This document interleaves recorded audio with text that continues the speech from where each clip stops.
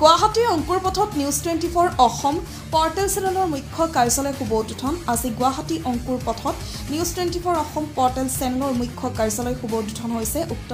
অনুষ্ঠান শুভ উদ্বোধন কৰা সমাজসেৱক সুদায়িত্বশীল দুখীয়াৰ দুখ বুজি কাম কৰিবলৈ উপৰন্ত আগ্ৰহী ব্যক্তি ডক্টৰ অসীম কুমাৰ দাসে ইয়াৰ উপৰি বিশিষ্ট অভিনেতা দীপক কুমাৰ ৰয় সমাজ সেৱিকা বিজুমণি কাকতি সাংবাদিক নৱজ্যোতি প্ৰিয়া লগতে বহু গণমান্য ব্যক্তিসকল উপস্থিত থাকে অতিথিসকলক তেওঁলোকৰ ফালৰ পৰা অসমীয়া স্বাভিমানৰ গামোচা আৰু স্মাৰক পত্ৰ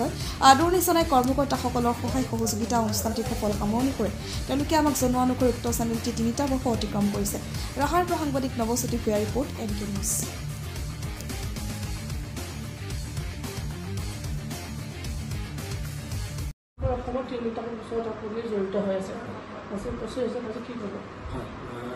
পোনপ্ৰথমে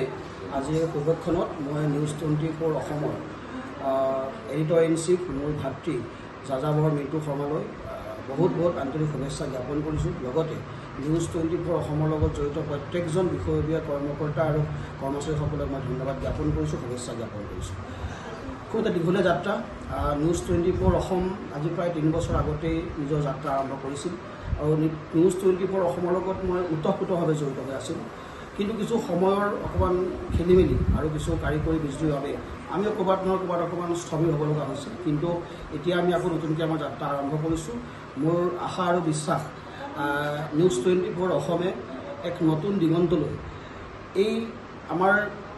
সংবাদ মাধ্যম যি গণতন্ত্ৰৰ চতুৰ্থ স্তম্ভ সংবাদ মাধ্যম এই জগতখনত নিৰ্ভীক নিৰপেক্ষ আৰু আপোচবিহীনভাৱে